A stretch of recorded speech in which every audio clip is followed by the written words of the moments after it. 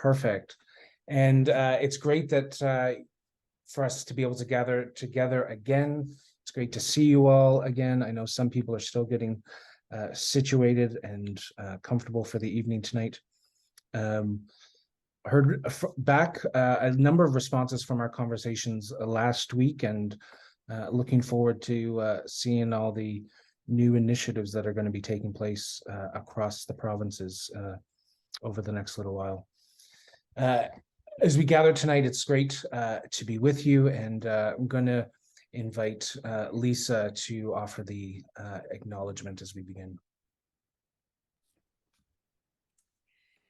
We begin by gratefully acknowledging that we are on Mi'kma'ki, the ancestral and unceded territory of the Mi'kmaq people.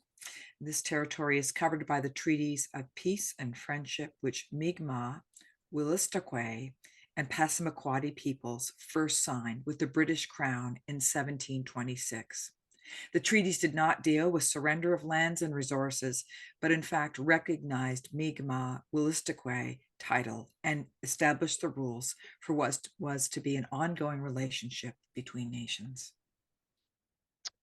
Thanks, Lisa. And of course, we, as you know, this Reframe and Reconnect series is looking at ways that we can practically be launching some of these initiatives within our own parishes and in our own communities. And we're thrilled that we've got 3 people to share with you tonight from our own backyards, which we think is kind of the best way to be learning from people who have tried this in our own communities. We're going to hear some great success stories, and I think we've even got some stories of some risk taking and learning from it. So that's going to be great.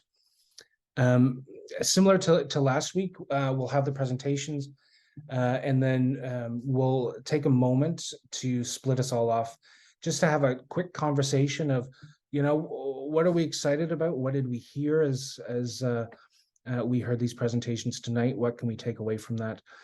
So that's going to be really great and exciting. And then absolutely, you will have a chance to grill our presenters tonight, although please go easy on them because they are our brothers and sisters in ministry here in our diocese. Let's pray before we begin tonight. So Father, Son, and Holy Spirit, as we gather from across the region, Lord, we do pray your continued blessing on the ministry and leaderships, in particular our leaders across our diocese. We pray particularly for Bishop Sandra and Archbishop David and their leadership and their counsel to all of us. Lord, we pray your blessing on our conversation tonight. Give us ears to hear your voice. Give us hearts that are open and receptive to you. And Lord, again, we do pray your blessing on Gordon and Catherine and Chris as they share tonight. So Lord, bless this time and pray that your Spirit would inspire us. And so we commit this to you in Jesus' name. And I'm going to ask if the real Lisa Vaughn could share with us, or the introduction for our first presenters tonight. Lisa. Well, we are delighted from our Diocese of Nova Scotia and Prince Edward Island to have Catherine Robar and Gordon Druggett sharing about their parish of New Germany. And they'll tell you where it is. I think it's one of the most beautiful places on the earth, and they are doing some amazing things, even though they don't have a whole lot of resources, but they've used what they have available, what God has given them, and they have just grown spiritual fruit in all kinds of ways. So I want to welcome Gordon and Catherine and thank them for coming tonight.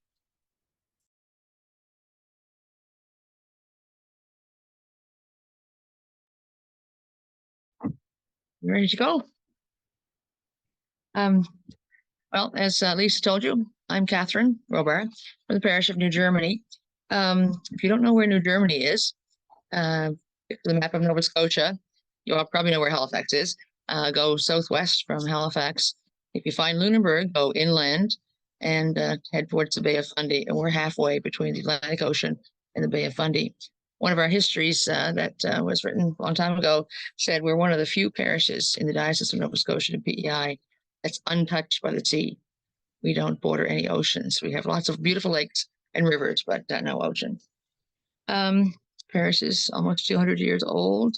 We've had over the years great many great leaders, clergy, lay people, lots of interesting things over the years. And of course, the same sorts of declines that most rural parishes have, and so on.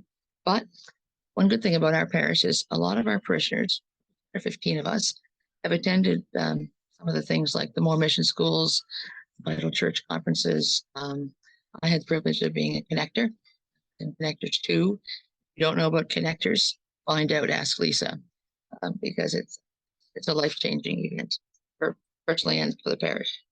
And we've had great support from Parish Vitality support, our coordinator in the diocese as well. So then we come home from all these things we've gone to, and we put that into practice. What do we do that? How do we put that in effect? Well, we figured the first thing we need to do is be there, be in the community, be interested, meet people, offer hospitality. As Lisa says, we're not overabundant in resources, but we have people and probably the resources we need. So recognize, share those resources, and have fun. I read a quote the other day which really resonated. It said, "Live with joy and love the people that God brings into your." I thought, what a great way to describe. So what's that look like in our parish? Now, Gordon, you have a PowerPoint there that you're ready to share with us. Yeah, let's give it a go. I'll show you what community looks like in our parish. Food, oh, we love that. Music, love it. And youth initiatives.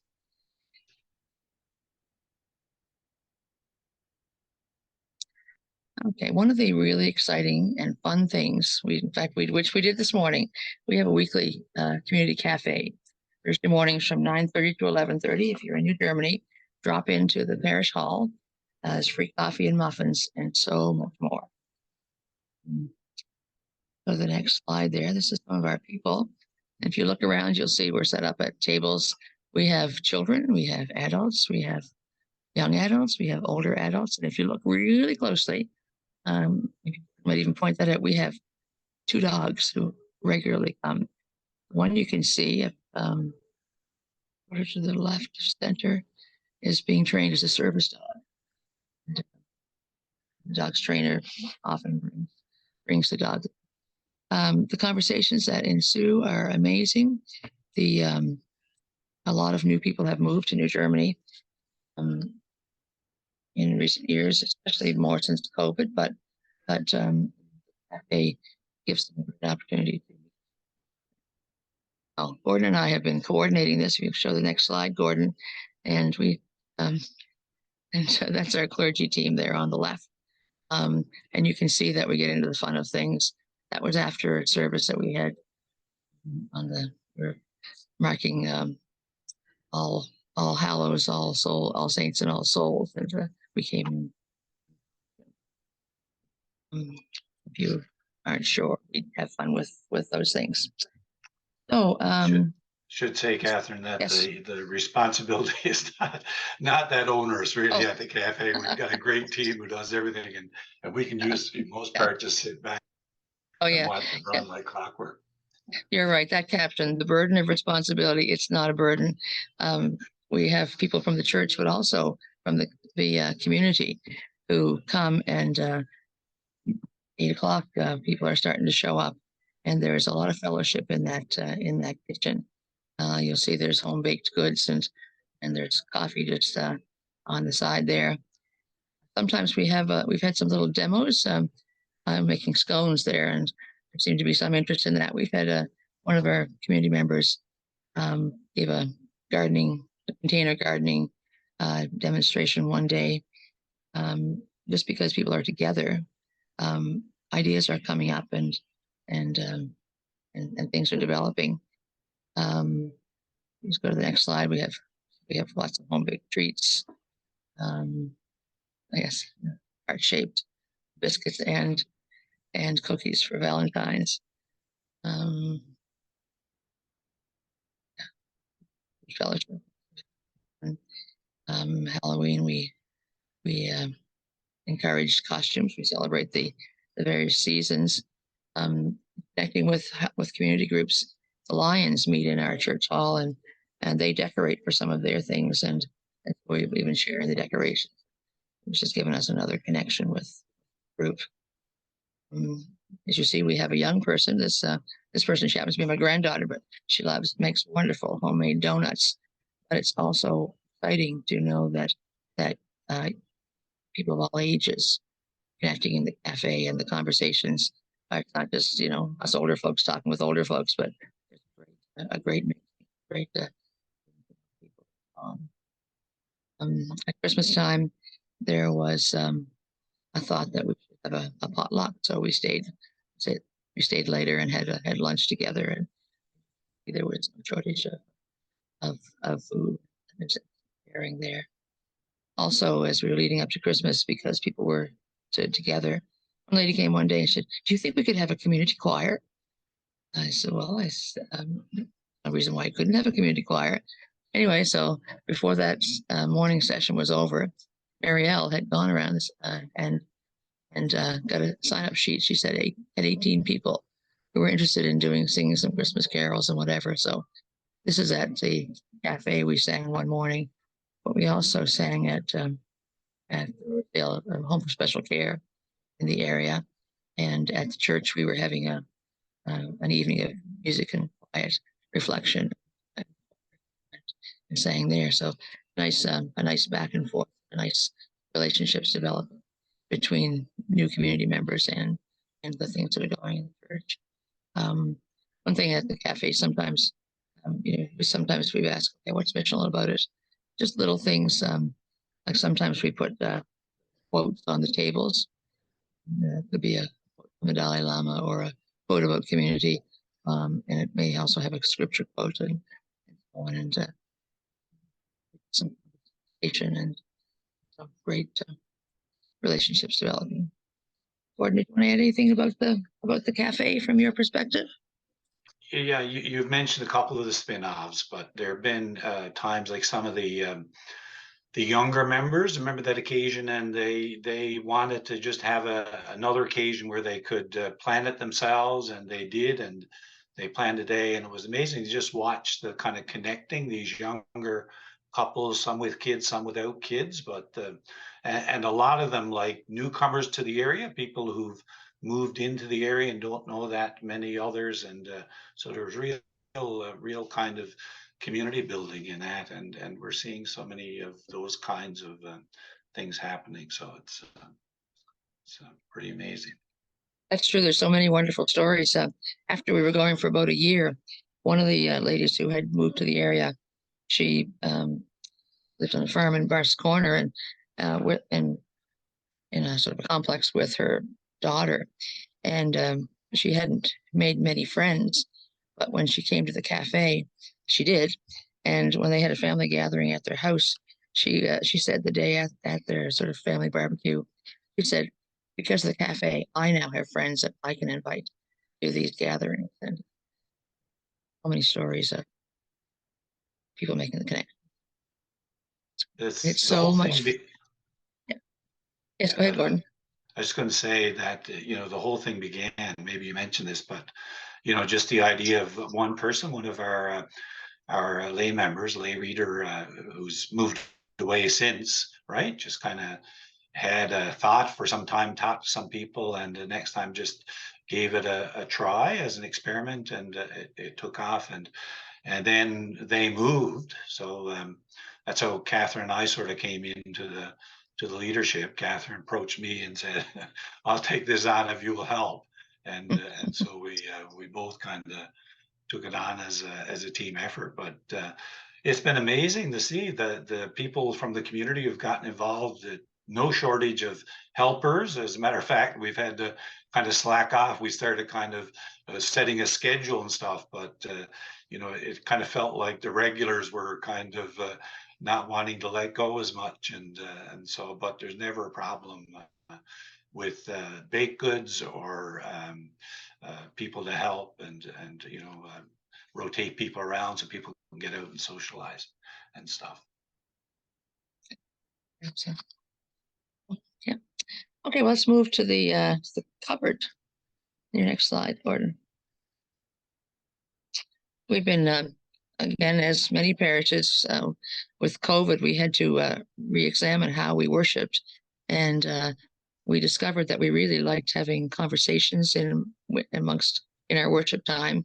And we were doing Zoom for quite some time. One morning on our Zoom, it was after Easter, when the gospel was Jesus asking Peter, "Do you love me? Feed my sheep." And in the discussion, the question was, what does Jesus want us to keep now? And one of the younger women, who doesn't very often come to in-person church, was at the Zoom. She said, well, maybe we could do a little community cupboard like we do had some experience of that at her workplace. Anyway, so she talked about it, and before long, there were 4 or 5 people that were interested. They met together. That was probably mid-May, and in this cupboard was installed on the back porch of our church hall. We put out a request for food items, personal items, and whatnot, and we tried to work out how we make sure it gets looked after every week. We do a rotation, whatever. Anyway, very little organization has to happen after that. We have one lady who volunteered to check it every day. This is Patty. We have an extra cupboard inside where we keep the extra supplies. And when she starts getting low on supplies, we either put a note in the church bulletin and say, we need such and such and whatever. And the next thing, there are bags of groceries appearing. Sometimes people just put it in the cupboard outside. Sometimes they bring it into the church hall. We have a container at the community cafe, and sometimes people bring it there. It's a wonderful thing, and things are taken from it every day. In the winter, we put some hats and mitts and things. Before Christmas, we had a children's whimsical store with where children could buy very inexpensive gifts for their parents, and there were quite a few things left, so we kept some of those things and put them out for the cupboard. And the day when we had that sale, I was leaving the hall, and I noticed a lady came to the cupboard, so I just stayed back until she was finished and she had gone. And when I went outside to go to my car, she was still out there waiting for a ride. Anyway, so I told her about the whimsical store we'd had and about some gift items, and I said, there's some things left. I said, would you like to take a look at them and see if there's anything that you would like for any of your family, whatever? And she said, oh yes, she was. She said she had just some source of income that she had just been cut off, and she was concerned about how she'd have gifts for her family and her grandchildren and whatnot. And so I brought her in, and she went through it, and one of those things. Just such a joy when those things come together, because that was another community group that had the store and had collected all those supplies, but we were able to share them with that. Gordon, anything you want to add about the just to make a little connection with the cafe again. I mean, we put out a basket at the cafe if people coming would bring things for the cupboard, and they often do.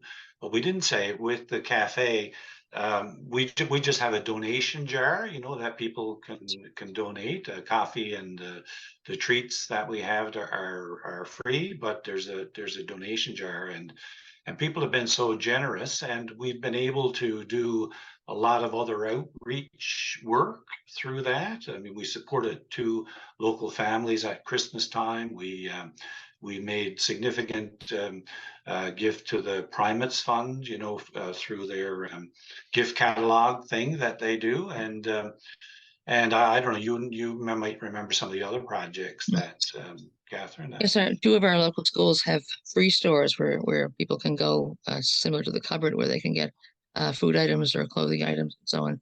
We've contributed to that. In October, we contributed $500 to Bonnie Lee Farm in Chester, a facility for disabled adults. There was a hospital had a fundraiser in Valentine's Day for expansion program that they're doing, and we were able to give $500 to that. So we've given close to $2,000 last year in donations through those donations. And so one thing that's helped, our coffee has been donated by the local McDonald's. So that really has cut on our expenses, but another wonderful community connection. But the cafe knows that that's where the coffee comes from. And so again, just a wonderful working together. It'll also become a bit of a venue for people in groups to share some of the things that they're doing. We had folks from involved with the Hospice Society through the hospital in Bridgewater who came and introduced us to the Death Cafe idea, and actually came on another occasion and did a Death Cafe. And there's a Community Wheels initiative in the area, and the organizer for that was, as kind of comment has indicated, he comes some other time and speak about that and publicize it in that way. So, oh yes, and we have Korean food available. There's a couple who live in the area who make you know more about this, Gordon, than I do, but the spring rolls and various Korean delicacies that you can buy there on Thursday mornings in New Germany. I can't pronounce them all, but they're delicious. Exactly. Yeah. There you go. Okay, well, it's moving right along here to our, oh, what's that, a ukulele? Oh, yes, right. That's the other fun thing we do. 10 years ago, 11 years ago, 4 ladies from our Bible study group decided to take ukulele classes. What's up with that? Anyway, it was so much fun. And then we were invited to go to a birthday party for a lady who was 90 at a nursing home. And we could only play 5 or 6 songs. We went anyway. And it was great fun. And after a while, we thought, oh, we could maybe play a few pieces at church someday. Well, that went over well. And then the group just kind of kept growing. We had an 85-year-old lady who was willing to play a snare drum for us. And it kept growing. And then this couple, this retired clergy couple, moved to the area. And then, Gordon, you want to tell the story from there? Well, who doesn't love the ukulele, right? Oh, yes. After I retired in 2015, we found this beautiful area out here to live in, and we came and this group was on the go, and so I heard them play, and I discovered that a lot of them had done these classes which were being offered in Bridgewater, and I needed a retirement project, and so I decided to take the lessons. But I should back up and tell you that through my life, as much as I loved music, I've never been able to play an instrument, and never really, they would say in Newfoundland, where I came from, that my friends would probably say that I was standing behind a door when God was handing out the musical gifts, because I couldn't carry a tune in a bucket. But anyway, I did a couple of classes, and I learned enough to play with the ukulele, but I made the band, believe it or not. I got to play along. So that's the kind of group and the kind of fun we have. Here's a picture of us probably at the peak numbers, right? Which was just the year before COVID. And here we're playing at an outdoor venue at the Baptist Church in Springfield. And it was a chance to show off our lovely new shirts we had, sporting our crest and our name of our group, the String and a Prayer. The group has changed. 2 of the people that you see here have passed on, and we hope are playing and singing with the Angel Choirs, including my wife Donna on the left, my late wife. She's playing that big ukulele, the guitar, and one of the fellows here played guitar as well for a while, but he's got arthritis in his hands and finds that difficult. And this lady sitting with the drum, Catherine, you might say a word about Marion's story and how she came to us. Marion died, what, about a year ago, or? Yes, about a year ago in February. Yeah, actually about a year ago now. Marion, she's the lady I said who was in her 80s when she started. She was just lively and full of it. And when we were even singing hymns, she would see her bouncing around. I thought, oh, anyway, so we were looking for a drummer, And I was actually on my way to ask her daughter if she would do that. And Nancy was busy. So I talked to Marion. I thought, Marion, maybe you'd like to. Well, there was no hesitation. I don't know if I could do it, but I'd love to try. And she did until she died. It was one of her favorite things. And her family made sure that there was some ukulele music played, that recording played at her graveside service, and so on. And bringing friends with her to events and whatnot. Yeah, she was a real blessing to us. COVID took a bit of a toll on our group, as did all things, but we weren't able to gather and practice, and you know, and when we could, of course, singing with masks and stuff was difficult. But you know, here's another occasion where a number of us played at the Lutheran Church in West Northfield, St. Andrew's Lutheran. Look at the expressions on the faces, will you? And see how much joy is on those faces. It's not the best picture. It doesn't really indicate how much fun we have when we gather for they saw the camera coming. Yeah. Next picture will give you an idea of the kind of fun that we have. We've picked up Marlene on the right.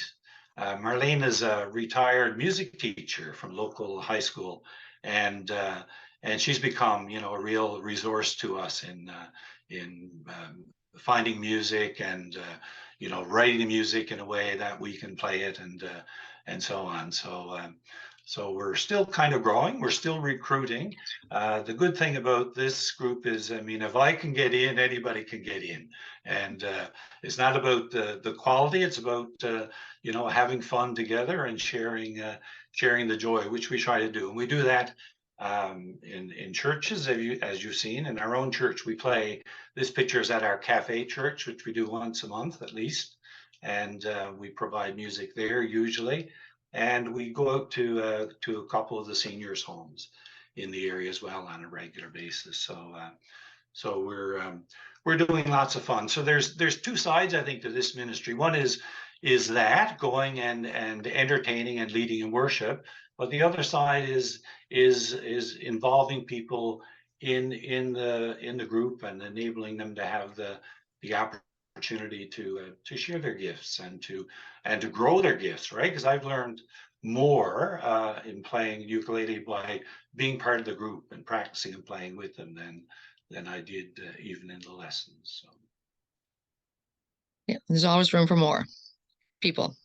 We had today at our practice, as we're playing on Sunday, we had a guy who's involved with, and Catherine will say more about that in a moment, but just to make a segue, he came along today and played his beatbox with us in the group. So there you go. Yeah. And he'll be with us on church on Sunday. Yeah. So that's the last thing I want to mention. Well, almost the last thing I want to mention. Before COVID, we had Sunday nights, a community thing, music jams, where people who play instruments get together and each take turns leading a song. I don't know if that just happens anywhere besides in the South Shore, but anyway, they have lots of fun with it.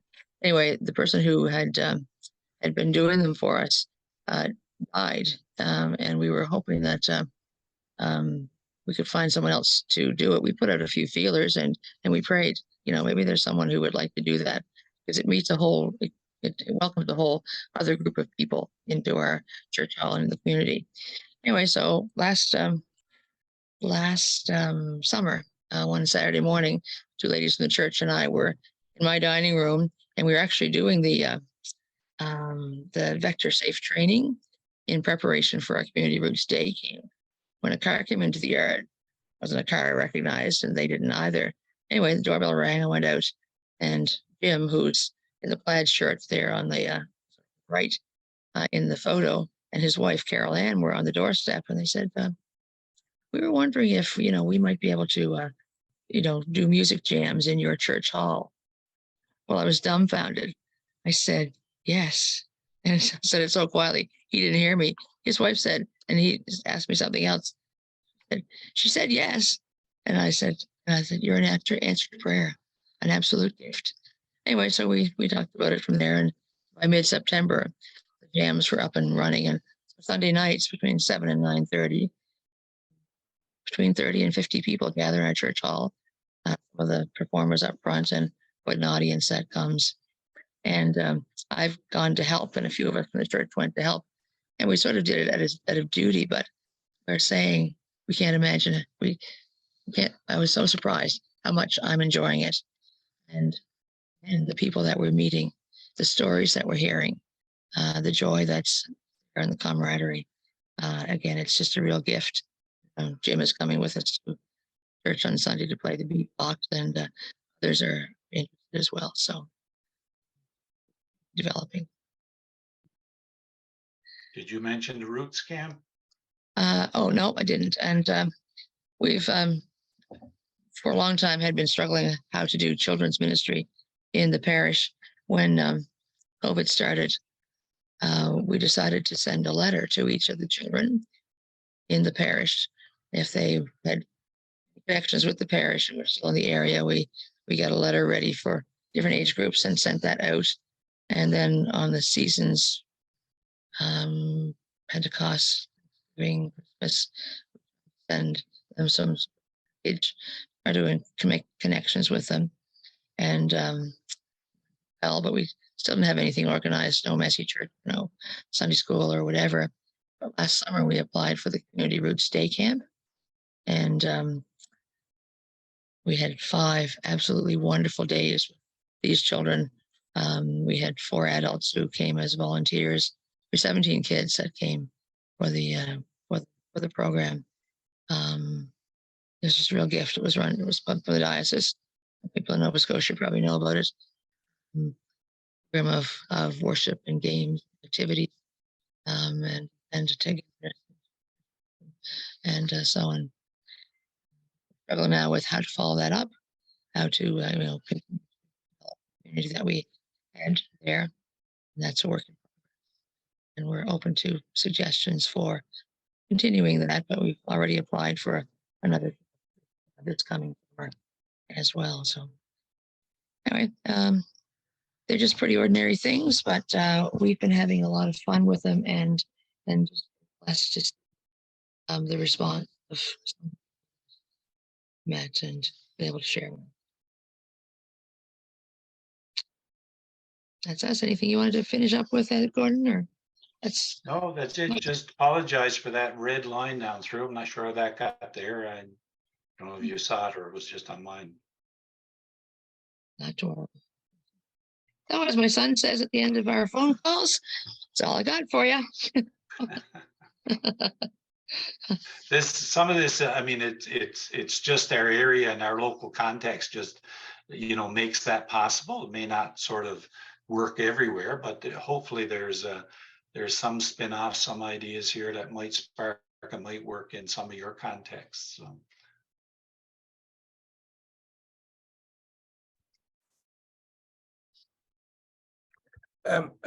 Gordon or Catherine, before we let you off the hook, I wonder, could you just kind of briefly describe what your parish is, what it looks like, what the membership looks like?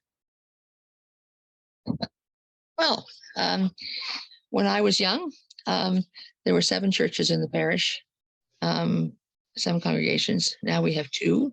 In the last 5 years, we've closed, or probably 7 or 8 years, we've closed 3 churches. And a few of those congregation members have come to other churches, but many of them stopped, and some of them have moved. So we have 2 church buildings. Our Sunday congregation, and it's a parish service, is between 15 and 25 usually. Cafe church getting a few more numbers. We have we've been with an interim priest. Saw the slide with the Halloween costumes. The Lady and the Witch was Judy is our interim priest now, Judy Phillip. She's only available with us for one Sunday a month. Gordon, who's a retired priest, I'm an associate parish priest. We pick plaque on the other Sundays. Plus, we have some lay people who are involved in helping prepare services in the last few months. We still do at least one service a month by Zoom. We had a really good experience with that during the pandemic. took us a while and some experimentation to get a format that worked well for us. And but it worked so well that we've carried that on too. There's one Sunday a month that we don't have a service in the parish, but we encourage people to go to visit their neighbors and worship with them. This past Sunday, which we had, there were people at the Lutheran Church in Upper Northfield, West Northfield, and Newburgh, and people who did go to visit. So we were welcomed there. But we do have good ecumenical relationships, though none of the only the Baptist Church has a full-time pastor. The others are all part-time. But the lay ministry in most of the local churches quite strong and encouraged. Awesome. Might add, Catherine, from my perspective, we've had a strong Bible study that's been ongoing for certainly before I came here, and I think that's a real spark for everything else. Like our core are members of that Bible study group, and they're faithful to it. And during the pandemic, we went to Zoom with that, and we haven't come back from it. We still do that by Zoom, and that's enabled us to bring in like other people from around with some connections to the parish and stuff who are no longer living here. Awesome. I was intentionally asking you to kind of paint that picture because I knew that kind of the dynamics of your parish, but I was blown away just hearing the amount of things that you guys are doing. And so I didn't want anyone who wasn't familiar with either of you or your parish to think, oh, they must have 100 people in the parish. So thank you for sharing that. Thank you for what you're doing. And it's not what we're doing, Sean. It's what the Spirit is doing here, because there's such a few of us. It's yeah. Although I will say you're being obedient and you're willing to take that risk, which is crucial. So yes, thank you for that part.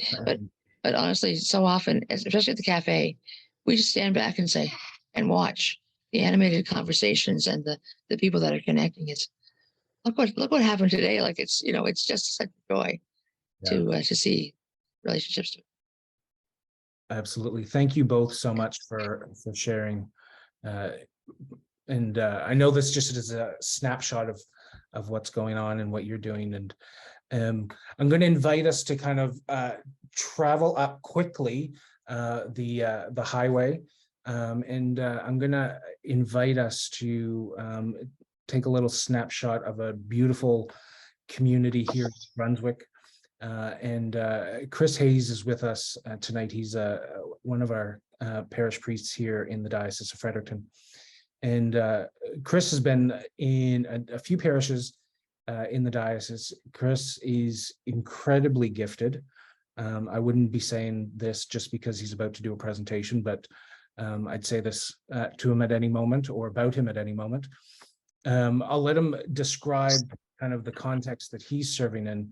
But Chris is someone who I know when he gets an idea that the Spirit has nudged him with, or someone in the parish, that exciting things are taking place. And if you're ever driving through Chris's parish and you want to stop for a coffee, I'm sure Chris will be happy to meet with you. Chris, it's great to have you with us tonight. And I know that you pulled yourself out of a choir rehearsal, I believe, to be with us tonight. So thank you for that. It's exciting to have you share with us. So I'm going to turn things over to you, Chris, and invite you to share with us of some of the exciting things that are happening in your neck of the woods. Well, thank you, Sean. It's almost like I paid you to say that or something. Anyway, just to give you guys a little quick snapshot of the parish here. Like New Germany, it's quite rural. We are west of Moncton, New Brunswick, and if you a lot of people who drive through New Brunswick, and there are many of them, often stop at the big stop outside Moncton and in Salisbury. And for most of my adult life, I didn't know that there was anything besides the big stop in Salisbury, and then found out there was a village. And that village has actually grown so much it's now a town, or at least that's what they've called themselves. People in Petitcodiac are kind of wondering about that, but I serve in a 2-point parish, so in Salisbury and in the village of Petitcodiac, which is just a little further west on the way to St. John. Petitcodiac is about 1,500 people and Salisbury is about 2,500 people. We're sort of like the bedroom communities of Moncton in a way, and the further you get outside of Moncton, the less people want to identify with Moncton. But it's kind of like the way Chester is to Halifax these days. More and more people are commuting to the bigger place.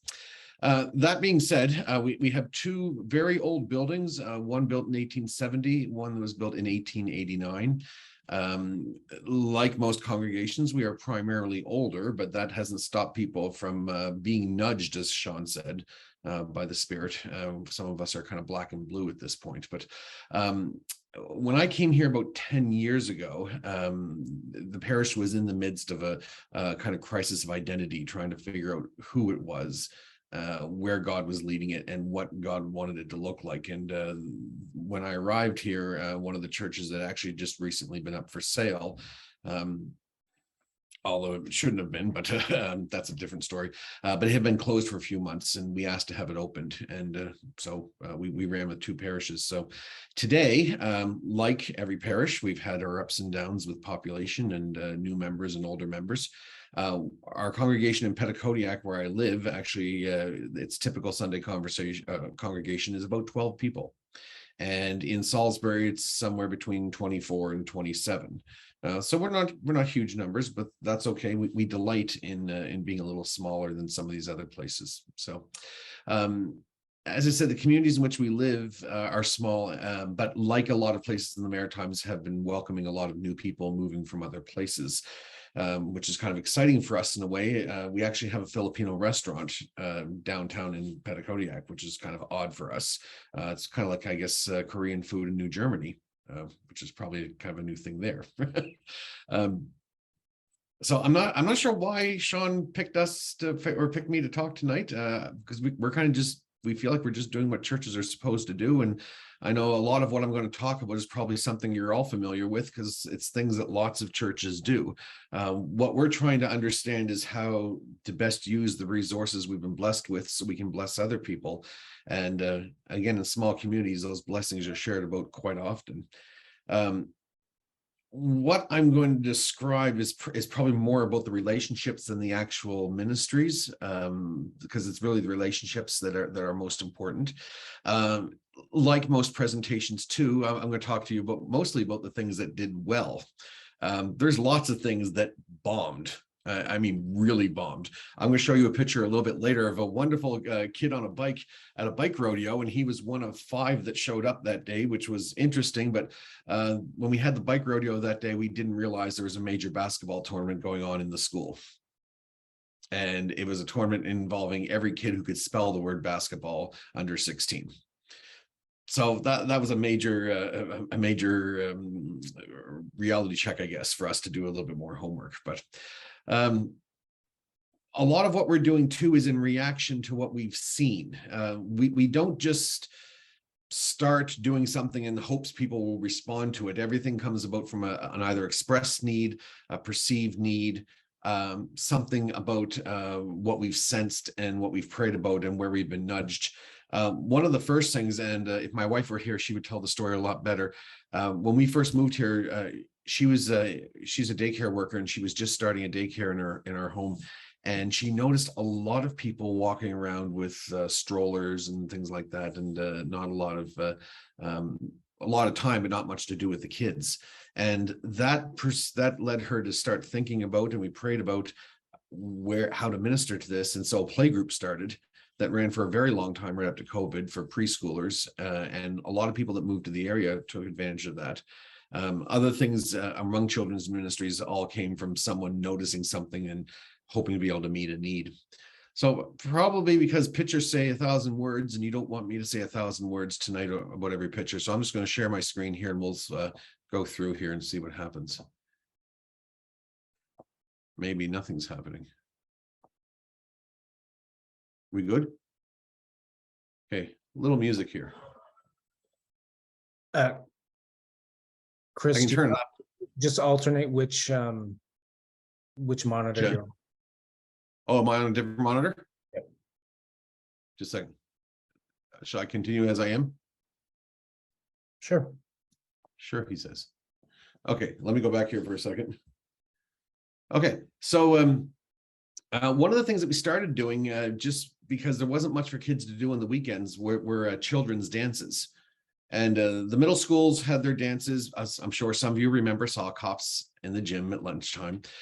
This is a variation on that theme, and we invited the elementary school in Petitcodiac. And what we did is we had two separate dances where we had K to 2s, or kindergarten grade 2, primary grade 2, translate to Nova Scotia again. I'm a product of that, so it's kind of, it used to be second nature to say primary, but primary to 2, and then later on the kids in grades 3 to 5 would come. So there was a little bit of separation, and it was necessary because our hall wasn't that big. So we didn't realize, but that was going to be important because of the at the time there was 230 kids in the elementary school, and 185 of them came to our first dance, which was a little overwhelming for the chaperones, especially. So that was quite something, and so we started doing them as a fundraiser. Later on, as these dances grew more popular, we were starting to work on a playground, which I'll tell you about in a little bit. And so the playground in some ways was built, funded by the kids themselves. We had a small canteen where nothing was more than 75 cents, and we had themes, Halloween and winter carnival and spring dances and that in there. And one time one of the kids asked if we could have a formal dance. They wanted to dress up, so we did, and they had a blast. It was a lot of fun. And so they continue today. We actually have one next week that's St. Patrick's Day, and I'm told I have to dress up like a leprechaun, and Sean is not getting a picture of that. We'll move on here. So here is the playground. If you can imagine, if you see the picture in the top left corner, our church sits off the street a little bit in Petitcodiac, so that's St. Andrews right there. And the lawn in front used to be kind of totally engulfed by 3 huge globe cedars. And they weren't really doing much. In fact, they hid the church. And when we first arrived in the community, we couldn't find the church because they were hidden. So anyway, we took those down, and then we were wondering about land, further to praying about how to meet needs and serve some people in the community. A lot of parents were starting to talk to us now at playgroup, as well as at some other things, about not having anything to do with the kids and letting them run around a little bit. There was no facilities. So we decided to start thinking about a playground, and we prayed about this. And one of the people involved early on the committee said she saw the whole thing in front of her in a dream that she had during the day, mind you, which was kind of interesting. But she had a nap, and it was probably a good nap. And so what you see there is basically what she dreamed about. So a couple picnic tables, a little hut for some of the younger kids to play under, the playground structure. There's swings, reclaimed tires to use as a tire tunnel, and we learned to jump off of. And also apparently it holds an awful lot of rocks, as we learned as well. So, but this was funded in part by some grants, particularly through the diocese and the Anglican Foundation, but also in large part from fundraisers due to the dances, as I was talking about as well.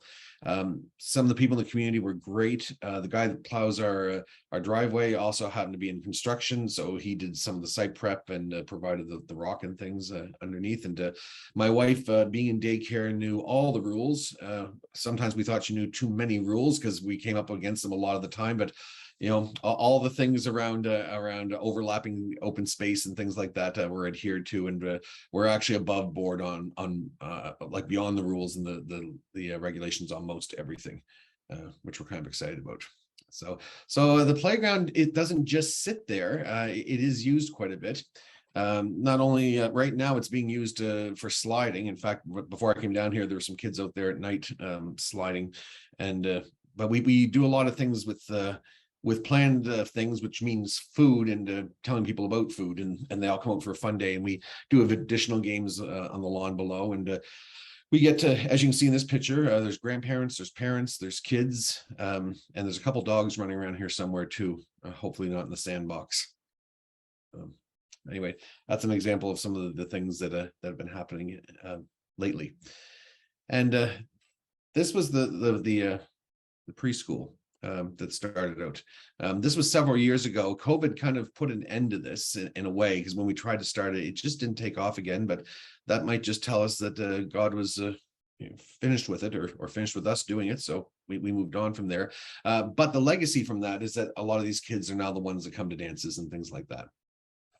I should mention it as well that when you come on Sunday morning, like, I mean, a lot of our ministries have kids and youth involved, but when you come on Sunday mornings, there's not one kid in church, not even one. In fact, there's only there's parents of teenagers, and the teenagers sometimes, and I mean sometimes, come, but some people have heard me talk about the parish before, and they think that we have kids falling out the windows, but Safe Church won't allow that. So, but we don't, and sometimes, you know, that becomes contentious when some of the traditionally minded folks are thinking about churches growing, and that means, of course, more pairs of cheeks in pews and stuff, and they wonder when the kids are going to start coming. And you know, sometimes we've come to understand that serving the needs may be all that happens, and if so, that's a good thing. And if, you know, we can convey that, you know, God loves them and that they're blessed, then our work is done. And if they come to church, that's something else again.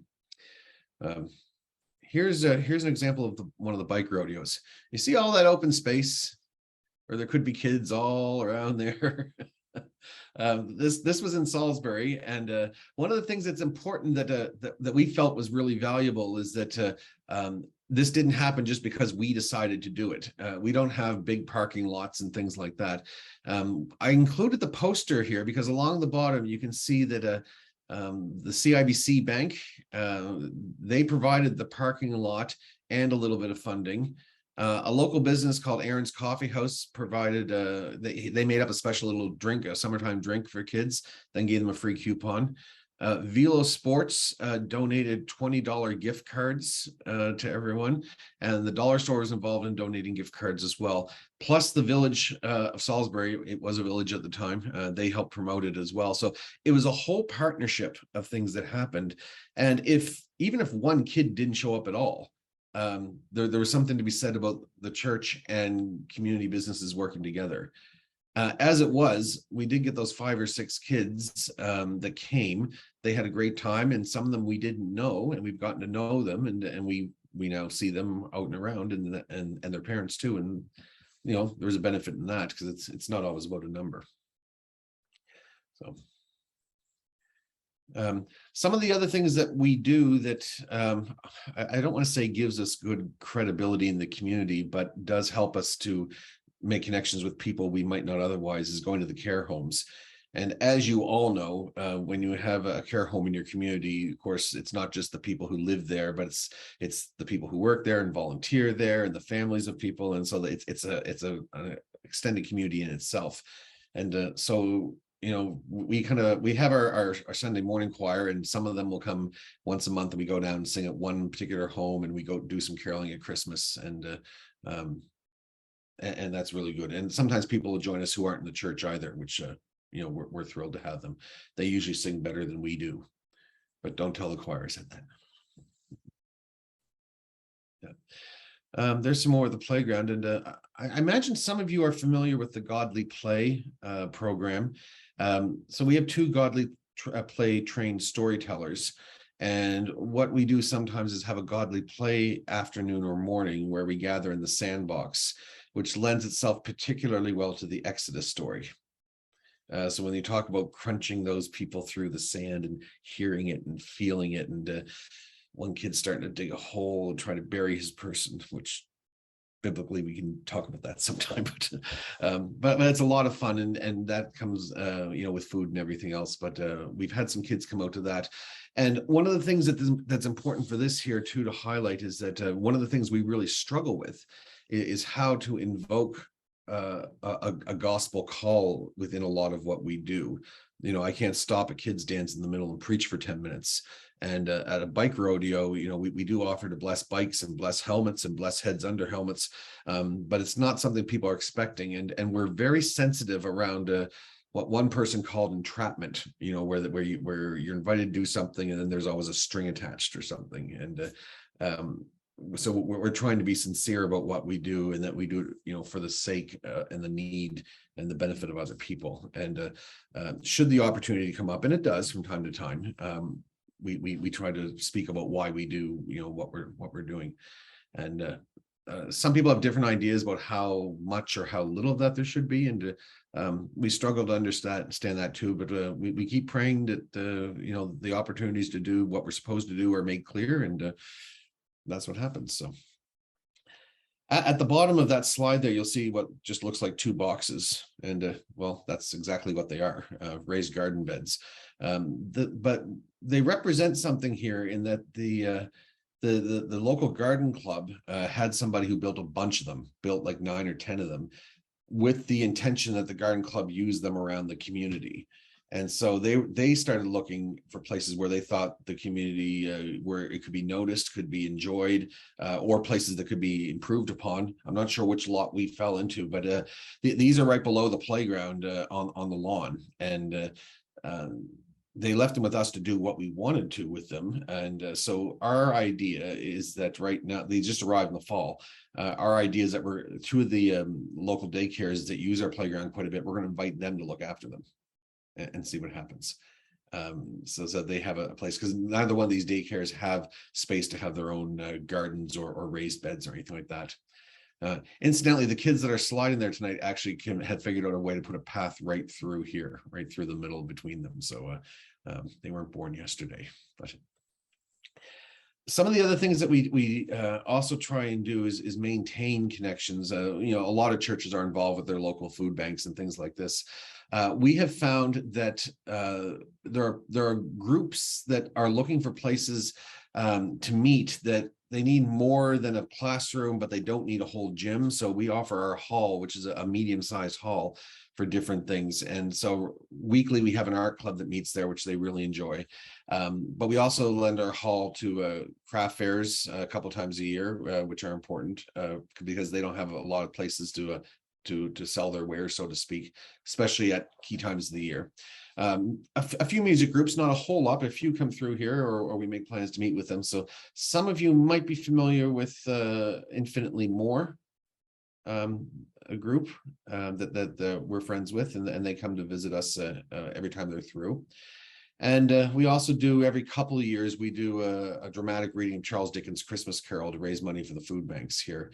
And what's different about this is that we're not just say, here's a thing, donate toward it, but we actually do quite a bit of work on this to involve local celebrities in reading and things like that. CBC Radio used to do these years gone by, and they were a lot of fun. One other thing we've been able to do is that a local coffee shop that was here for a while, Aaron's Coffee House, which I mentioned earlier, they were in the process of moving to a new location, but they were without a place to call home or to sell out of for a while. And that was creating some income problems for the family. So we invited them to come after church and open up a pop-up shop in our basement, which is probably more like a pop-down shop. But anyway, so they came down, so we had lunch afterwards, and it was a help to them to be able to at least be open a day, so to speak.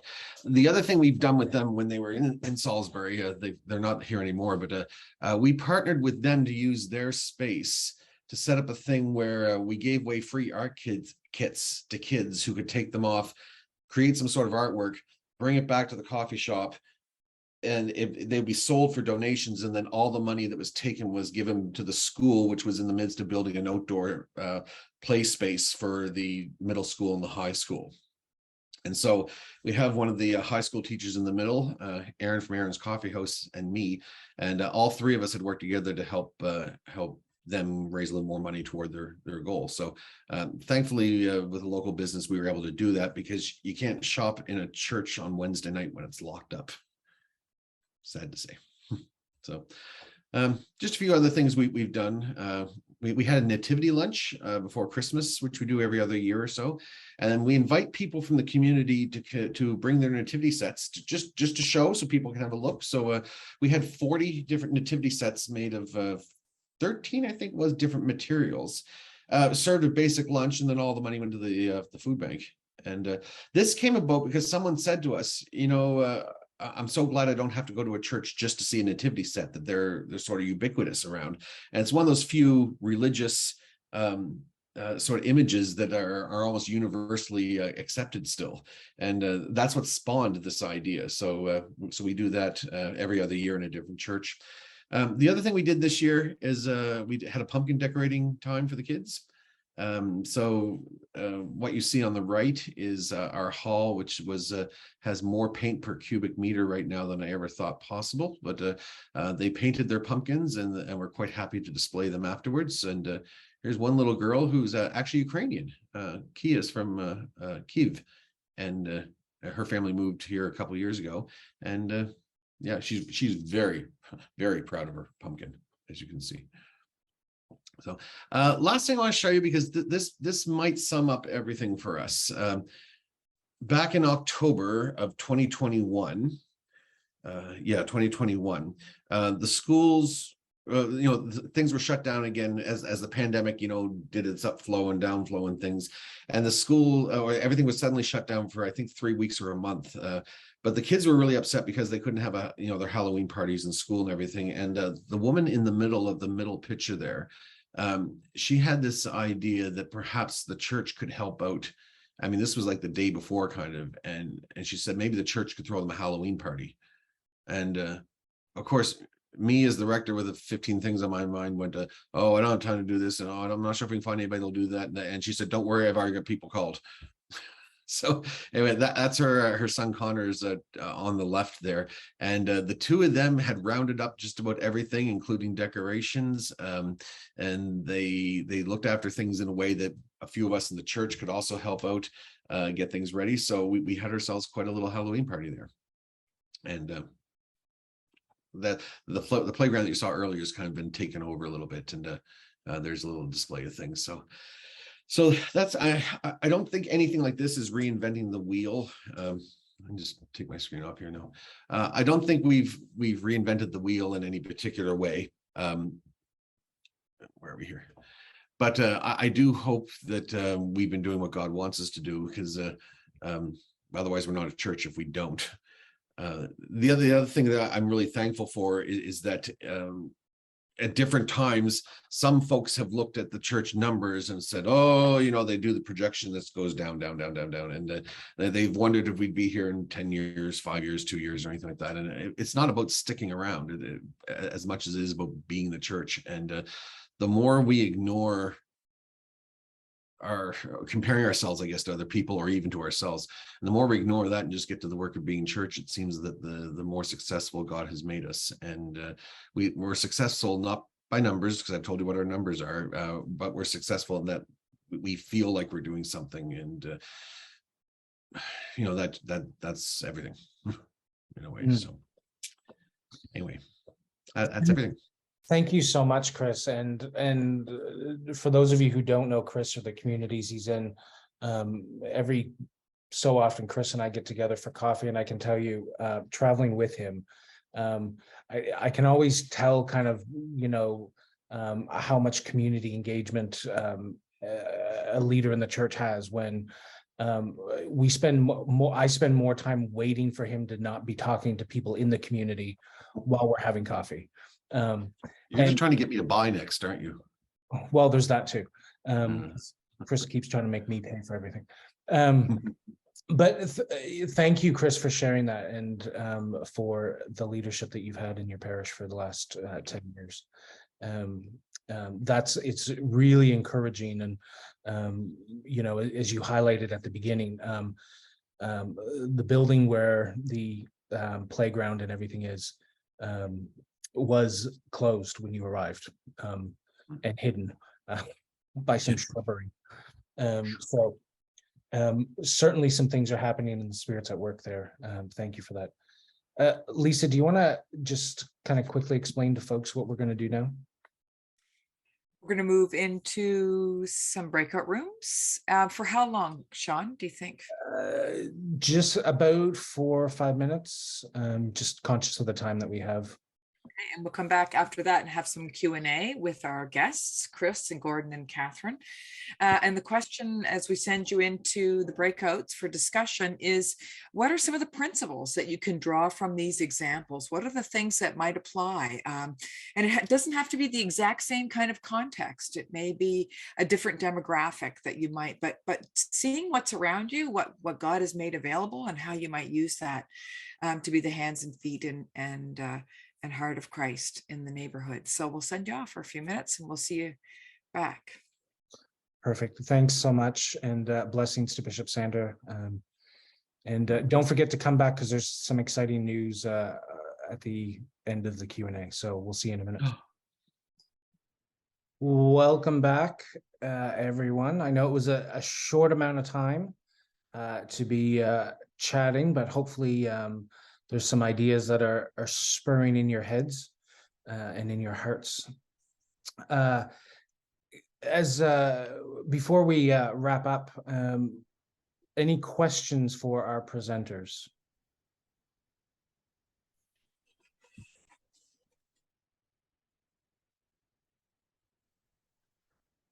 One question as some just that popped into my head as Catherine and Gordon, you were sharing.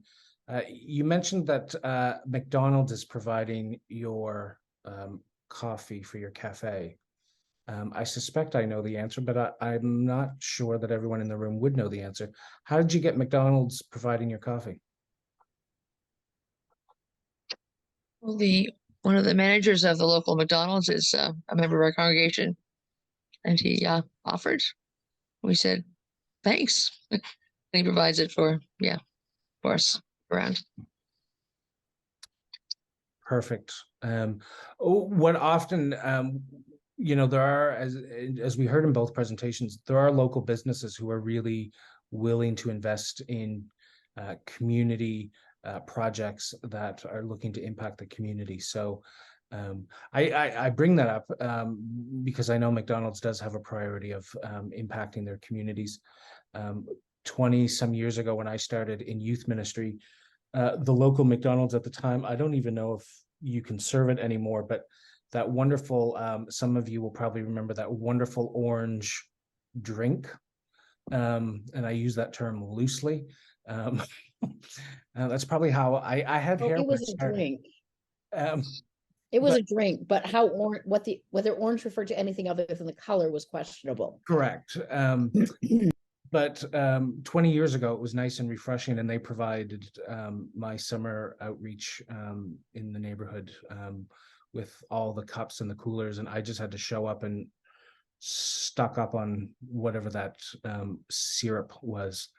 But yeah, Sue, I see you have a question. Yeah, for Catherine and Gordon. You commented a couple of times that at the community cafe, there's a lot of good, general, excited conversation. How did you get that started? Or was it just just a blessing to have a bunch of extroverts show up? Oh, I don't know. I don't know if we had much of a role in starting it, but one thing that happens, and it's just become all automatic, second nature. If someone comes in new and sits down either by themselves or particularly by themselves, in a few moments, someone is over there talking. It's not like specifically planned, but we have enough people who've benefited from that sort of interaction that knew there'll be 2 or 3 people that will come over and talk to you. You probably won't be sitting alone. But it's I marvel at some of the conversations that I've had. This morning, a grandmother telling me about her grandson who lives with her and his father, all the educational problems that they were having. The other night at the dam, someone came and for prayers. Another one talked about a family relative, like just being there. And if they know that you're very listening, they seem to be just talking.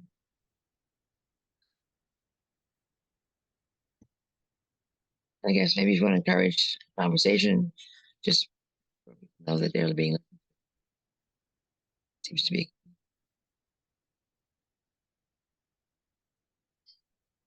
Thanks, Catherine. You know, one of the things that I think we heard clearly from you and Gordon, it's creating that space where people safe and comfortable, and building those relationships is key to that. So thank you for that. Great question, Sue. Thank you. Catherine and Gordon, there's no coffee shop in New Germany either, is there? Like yours is like the community third space. Like if you want to have community, you'd go there because there's nowhere else unless you like hang out at the pharmacy or something. You can pick up a coffee to go in New Germany, but there's no place to don't have coffee. Catherine, did you say you do your cafe every Thursday morning? Yes, actually, we were doing it from 9 to 11, and just about a month or so ago, we had a request from some of the folks. Could they make it? Could it be a little bit longer? You know, closer to lunchtime. And anyway, we talked it over with the the people who do the preparation and so on, and so we offered from 9:30 to 11:30. A bit later, it goes a bit longer. But yeah, it's every Thursday, and people look forward to it. People plan their weeks around it. Yeah, they plan their appointments around it. Quite nice, quite neat. Thank you. Thank you.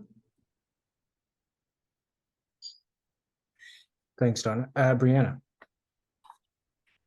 Yeah, I appreciate all these ideas around creating space and building relationships and all that. And I also appreciate that the goal is not to bring people into church on Sunday morning. 100% agree with that. I am wondering though, is there something that's being done in these spaces that is encouraging some faith-based teaching or some discipleship or anything like that? Is there scriptural teaching or praying or anything that's taking place in these spaces or times?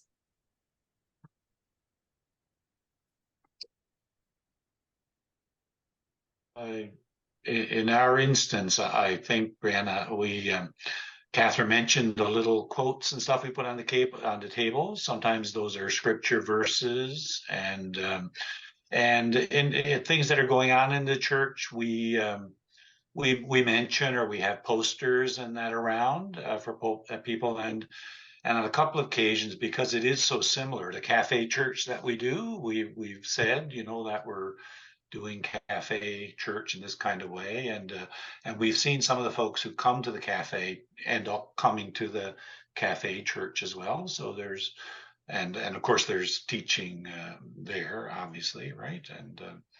And the kind of informal approach we take to cafe has a lot of conversation, right, rather than preaching per se, and people really seem to resonate with that, conversations around the scriptures, and so, yeah, I don't know if anything else you can add, Catherine, but I think one wonderful moment before Christmas was our parish had chosen things from the World of Gifts catalog, PWRDF, and at the courts in the cafe, we had mentioned that we were doing that and invited contributions, and there were some. Anyway, there was one young woman, who, I don't know if she had any church connections, new to the area, but she said, the church is really doing those things. And we had the catalog there. So I showed her some of the things in that and gave her a copy of it. And, that was really up for her. And it's just a simple opportunity. It's been my experience that when people spend more time and they get to know you and are more comfortable with you, they're more willing to ask those faith-based questions as well too. So I suspect the cafe must generate some of that, right? Like if they see you week after week and they have a particularly difficult situation, they might be more willing to talk to you at that time. Yeah, Brianna, I might add. Oh, sorry, Catherine, go ahead. Oh. I was going to say there was it was interesting. There was a man who died a year ago in the summer, and his mother-in-law was an active member of our cafe, and I knew them in the community as well. Anyway, they asked me to do the graveside service, and there were a tremendous number of people who I had met cafe Right. that were there. Yeah. Hmm. Brianne, I think you nailed it when you said that as they get into a stronger, more comfortable relationship with somebody in the church, that they would then be willing to ask those questions. And we have found a number of sessions when we sit down afterwards to talk about things, that there were questions that come up like, let me think of one. Why do you do this? Why do you guys do this? Or how did you get the idea to do this? Or things like that. And they're almost inviting us to say, well, God teaches us to do this, or we prayed about this, and this is the answer we seem to have been given. And it's often very surface level like that. Like, we're not going to say, well, as Ezekiel taught, in the middle of or whatever. They're not looking for that right away. But I find if they're like you say, if they trust us to be genuine with them, so that if we're having a kids fun and games night with a barbecue, that we're not making the kid say a theologically correct prayer before he gets his hamburger, or that there isn't any kind of that sort of entrapment of before you go, kids, you're gonna pray on your knees. They'll trust us enough that over time, at least it's shown that they will ask us those questions. You're right in the money. And just as a comment, for many of you who are gathered here, one of the things that really struck me in listening to both the presentations was very little, if not like nothing of this was driven by the rector. I say as a rector of a 4-point parish. It was not the rector who was doing all this stuff. It was, the lay people. And like I said in my group, I'll show up with my collar on and I will pray for you and I will support you 100%, but I can't do it all. Hmm. And just to add that, Brianna, like Catherine and I never show up in collar, right? People probably wouldn't know. They might know Catherine because she's been around a lot longer, but they probably wouldn't realize that I'm the priest, right? That's a great point. Thank you. Yeah. A lot of the people who come to the cafe have no idea that I have one of those collars. And a couple of times they've seen me in the collar. Whoa! Surprise. I'm not wearing a black shirt, really. I don't need one. Yeah.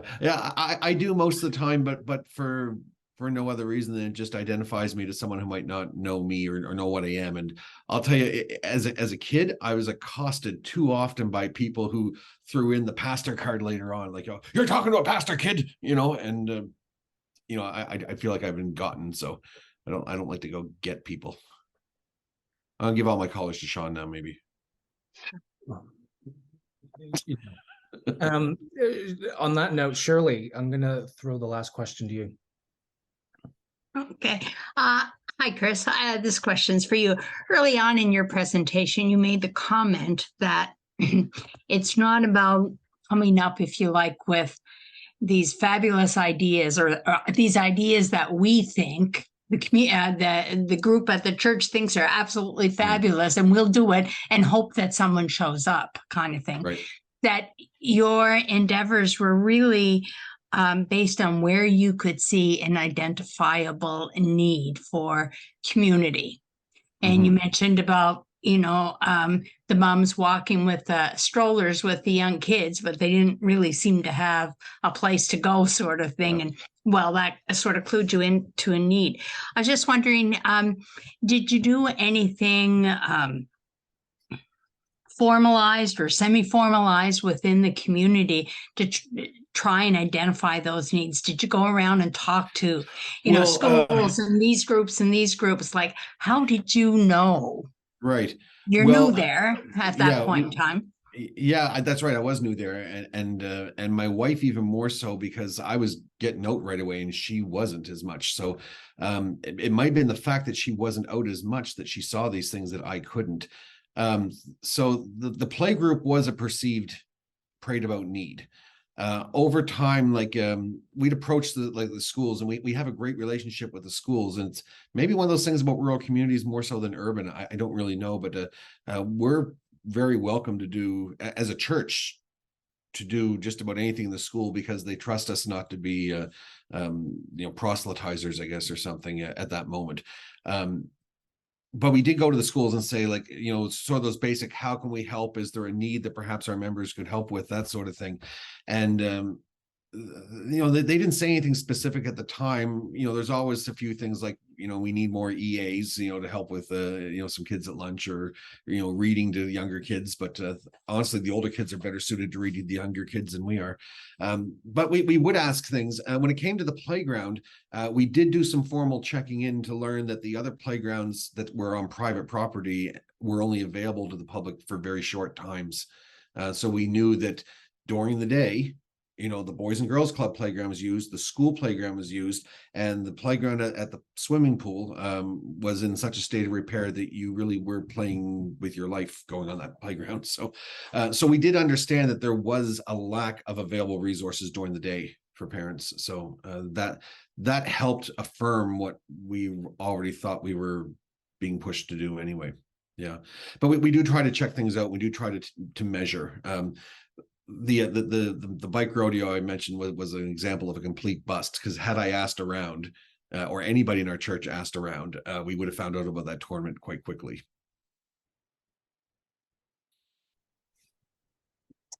Thanks, Shirley. Thanks, Chris. Yep, you're welcome. Thanks for that great question. And thanks again, Catherine and Gordon and Chris, for sharing, and again for your willingness, and for your obedience and your openness, and for sharing the stuff that didn't work at the time. These are things that it's important to take risks and see what happens. This has been great. I'm leaving again tonight excited. I left last Thursday pumped and excited.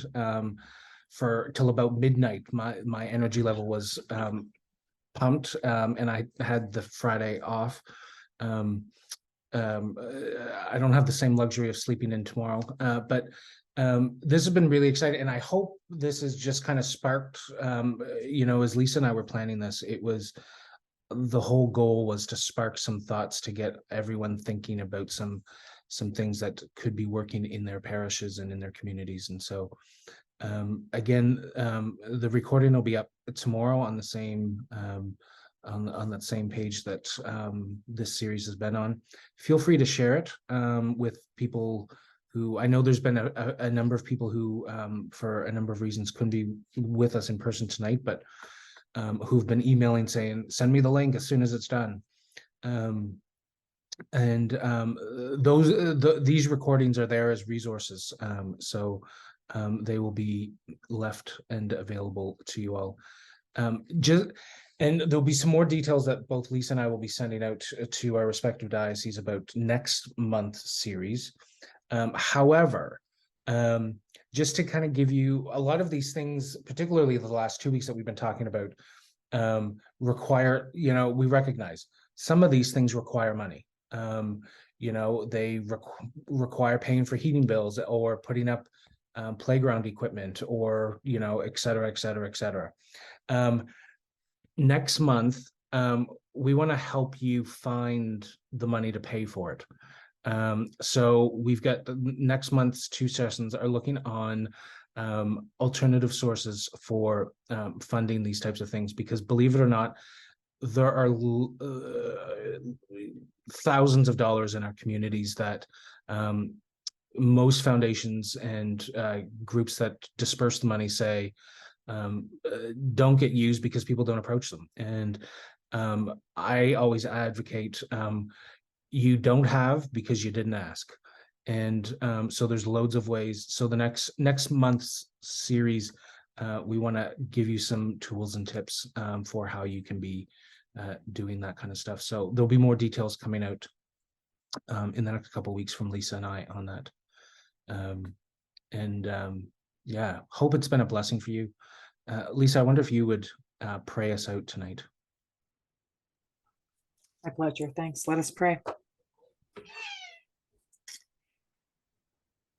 God, we depart tonight inspired with so many ideas, and most of all with a deep sense of your calling to turn outward, to offer what we have, and to be affirmed, to to be sure that you're going to show up, that you're already at work in our neighborhoods.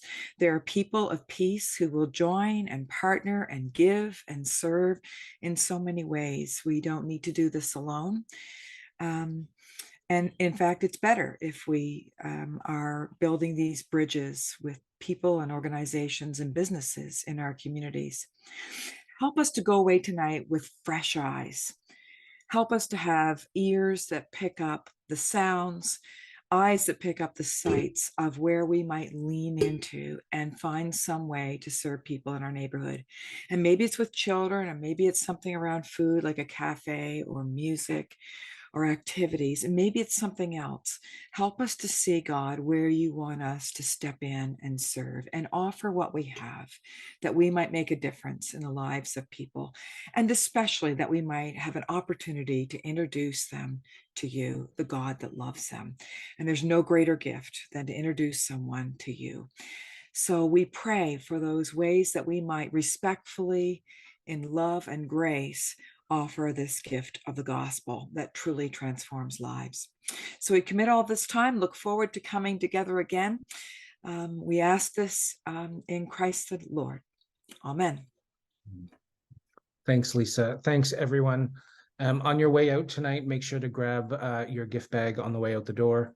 It's been great to be with you. See you next month.